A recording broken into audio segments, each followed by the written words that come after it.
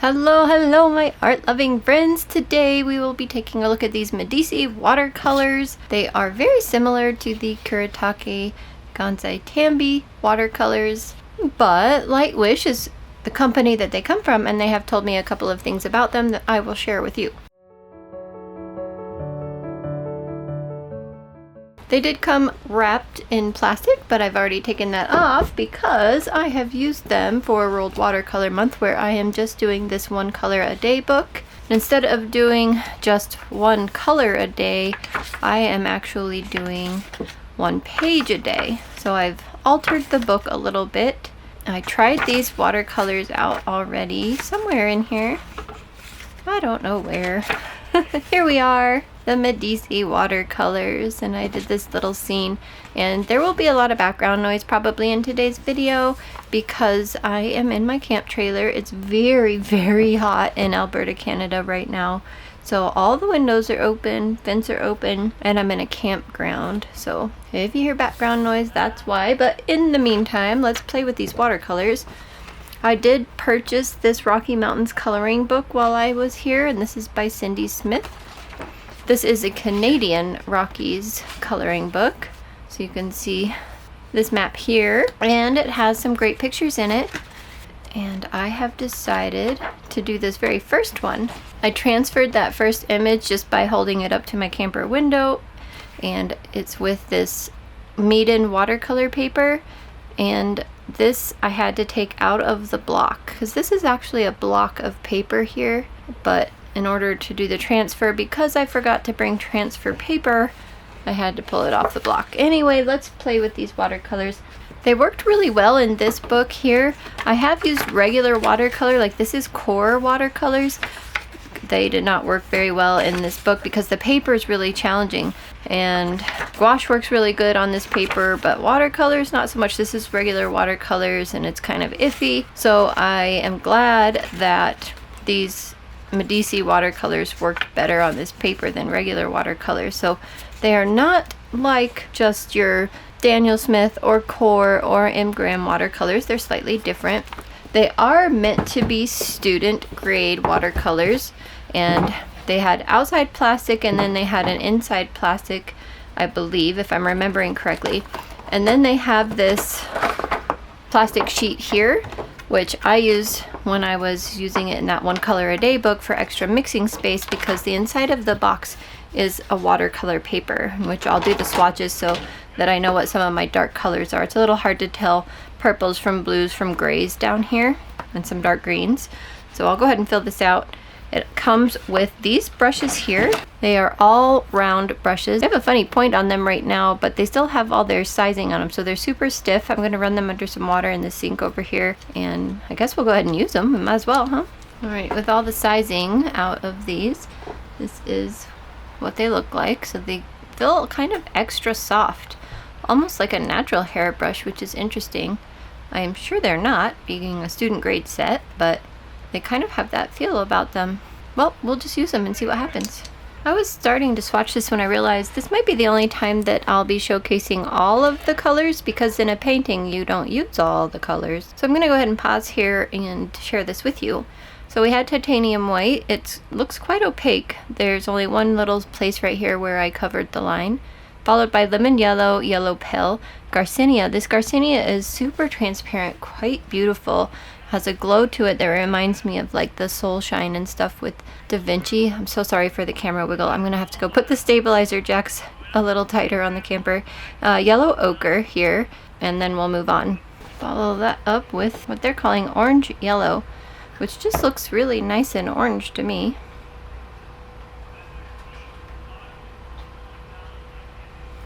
And I think I mentioned it earlier, but this lid inside is watercolor paper, and it seems like decent watercolor paper. Probably cellulose, pretty textured. That was vermilion, but still not bad. Okay, this one looks beautiful. Scarlet. So that's gonna be, you're probably close to a PR 108, maybe PR 254, but not quite sure. I'll have to look and see if they have pigment information. If so, I'll let you know. I don't think I'm going to be able to stop the wiggle, guys. It's just the nature of working on a plastic table here in a camper. Here's Rose. Okay, that's very pretty. I'm going out of the lines, but that's because I'm holding the camera with one hand trying to keep it from wiggling, but I don't think that's happening. Here's Crimson Red. Okay, so much more purple leaning red. This one you can see says Brilliant Purple. Wow, that is a nice purple. I'm liking that. And then we're jumping to browns for some reason. Burnt Sienna. I don't think I had enough water in my brush on that one. Definitely not. I don't know if you can see the brush is kind of splayed everywhere. Wow, I really went out of the lines on that one. I'm kind of at an awkward angle, and my dog is eating in the background, so that's probably more background noise for you. Just realized I fed him because it's his dinner time, but now we have more background noise. Burnt Umber. Ooh, a very opaque burnt umber. I like that one. It's a gray-brown. Probably a little hard for you to tell. Now this one is really neat color. They're calling it Portrait Tone. It's just a soft peachy pink, and I like it a lot. Following that up with Green Pale. Very, very transparent. See if we can get it a little more color. Yep, this is their version of Sap Green. I like it. Now we have Green Deep.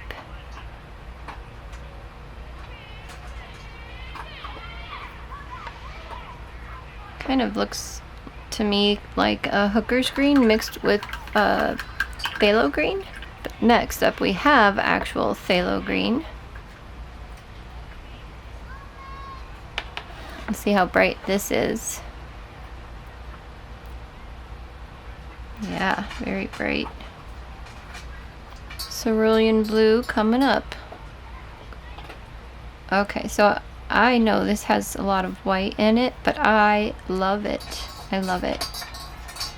This one here is the Cobalt Blue. Beautiful. I like the name of this one, Blue Lotus. Let's see what this looks like. Oh, another purple. It is not blue at all. This is very purple. We have Ultramarine. Ah, I like this tone of ultramarine. It's a little deeper than some.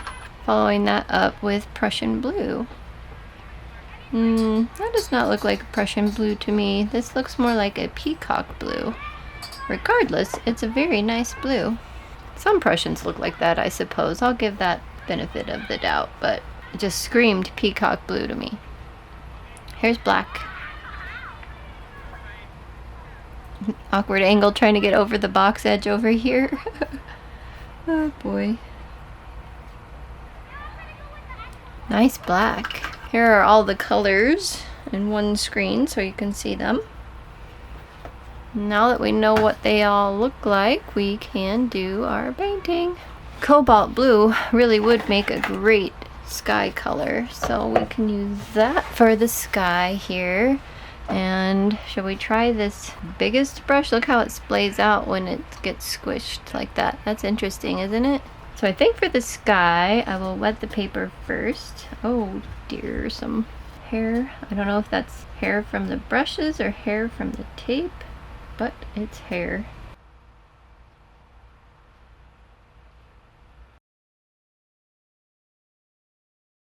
Quite pretty. We'll add a little ultramarine into that near the top. Oh wow, yeah, that's pretty. I love this ultramarine. We have a very beautiful ultramarine. Kind of bring some into this a little bit. This brush is interesting. Like I said earlier, it has that almost natural hair feel. I am very curious about it. I'll look that up and let you guys know. So the mountains here in Canada are very interesting. There's a lot of gray mountains, and Then there's also mountains that are just covered in green, and then some of them have bizarre colors in them that you just wouldn't expect. Rust colors, kind of like the burnt sienna that's in this set. I don't know which specific ranges are in this picture or if they even are specific ranges, but what I'm going to do is make a gray. And since I don't have a palette, I'll use this plastic cover, and I think I'll keep this plastic cover with this set because it is handy for extra mixing space. So there's some gray, and we'll just kind of do a mixture of colors. Oh, I kind of made a mistake because my sky is still very wet, but maybe it'll just look hazy up there. I'll just do some little stripies in there and kind of make this maybe a little darker with a little bit of extra black. And come back with, let's get some more white.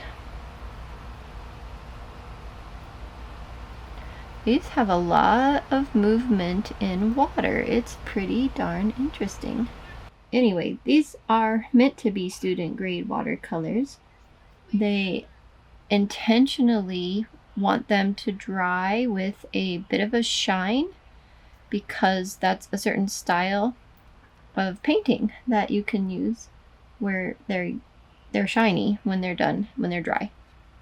And so a lot of people will use these and they'll complain about them drying with a shine, but they are meant to do that.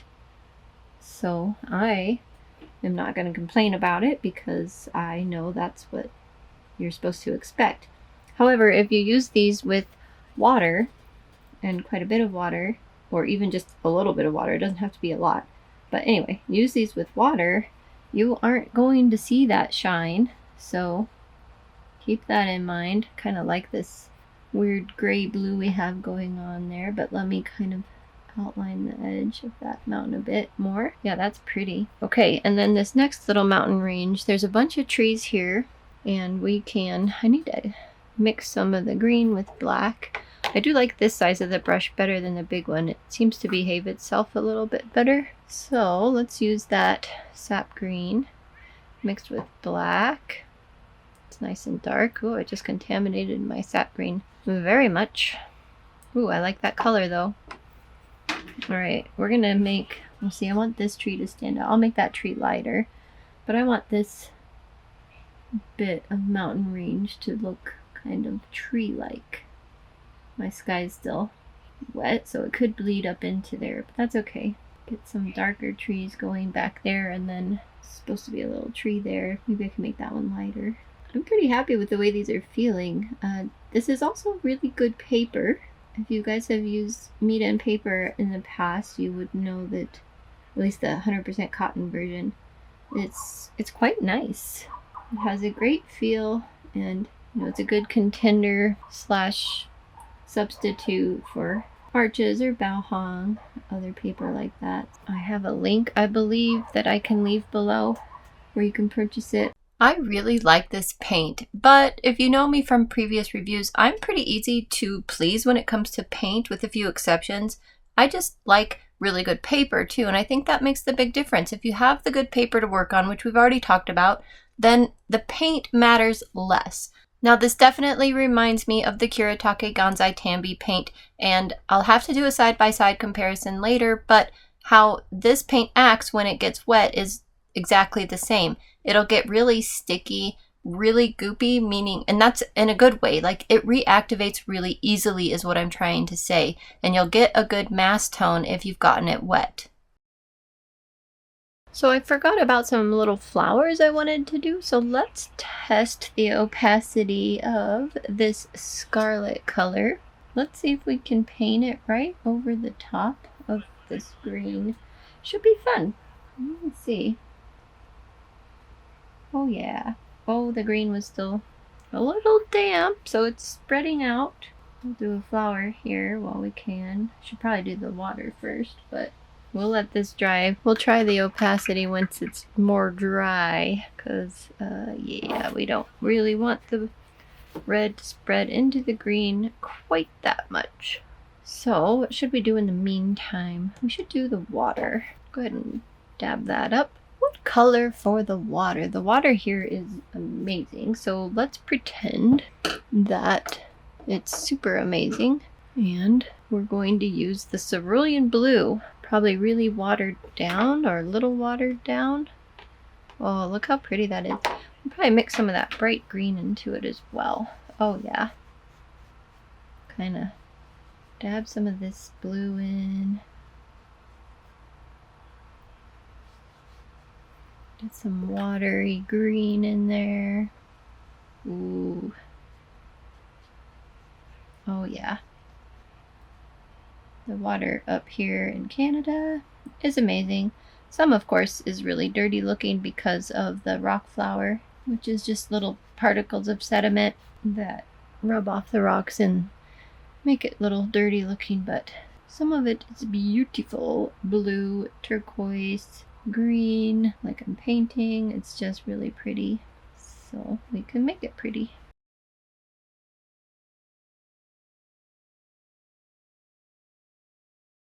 I'm going to add a little bit of the cobalt blue in along the top edge here.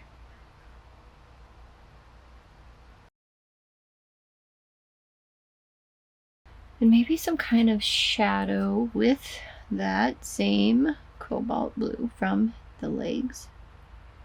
It might be a little much. Dang it. There we go.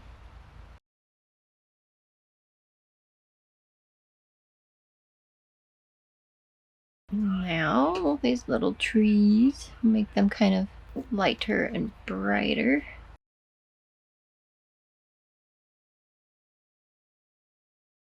Mix a little of this green deep into these. Why not? Ooh, I like that.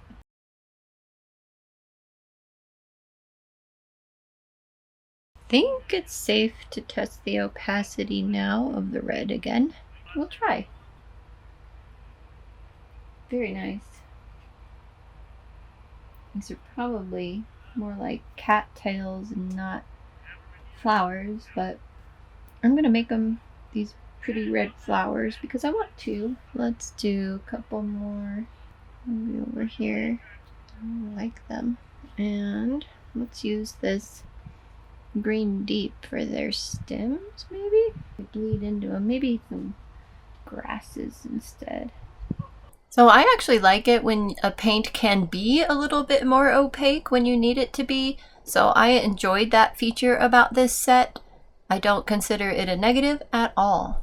Especially when you can use water and get the brilliant colors and the beautiful transparency that you can see in the background in the more watered down areas. The background mountains, some of the greenery, and then you'll see some on the mousse, although I do make quite a bit of the mousse a little bit more opaque. I would say this set is a great alternative to the Kuretake Gansai Tambi paints. If you want to try them out, I don't think you're going to go wrong if you like those kinds of paints. And I like regular high-grade watercolors, and I enjoyed these paints too. But again, I think a big part of that is due to the paper. I know I'm going to keep hammering on that, but it's so important to have paper that you love. I also really like the big pan size that you get with these and the Kuretake sets, and it's a pan that I will definitely keep once these get emptied out from use, which hopefully will happen someday in my lifetime, which is why I'm on a permanent no-buy. If you've missed that video, I will link that in the corner in the description box below. It's a permanent no-buy Q&A. I've also mentioned it in several of my other previous videos from this year on, if you want to check that out. It's just a way for me to actually try and use up my watercolors to find out what I love. I have a huge watercolor competition coming up where I have like this 36 tree set. If you know what I mean, if you've ever gone to competitions, like sports competitions, where they pit two people against each other and they're on a line above each other, and then they come over, the winner gets to move on to the next line and fight whoever wins from a different set of lines. There's a term for it, which I'll find here in a minute and put up on the screen.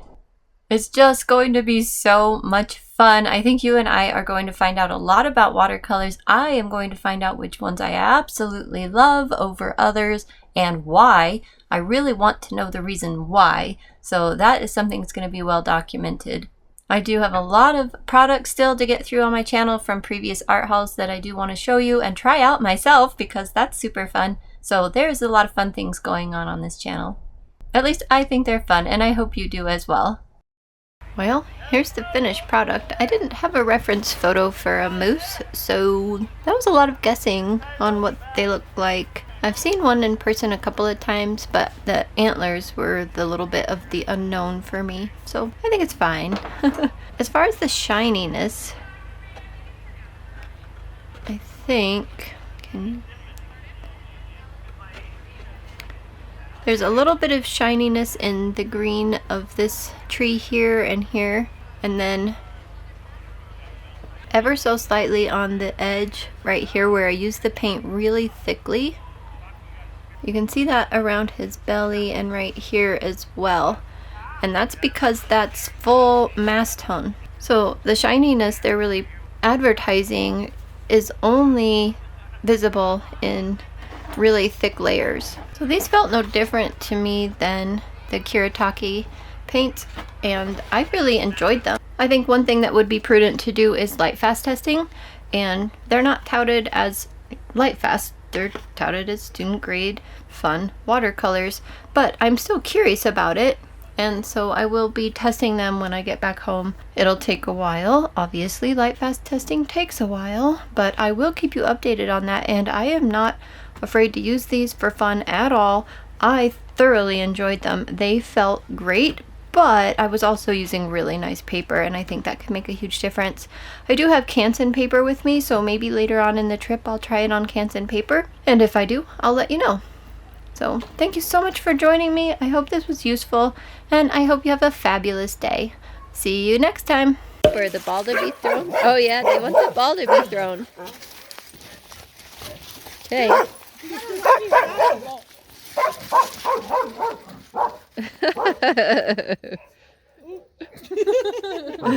Oh. Uh-oh, Lola.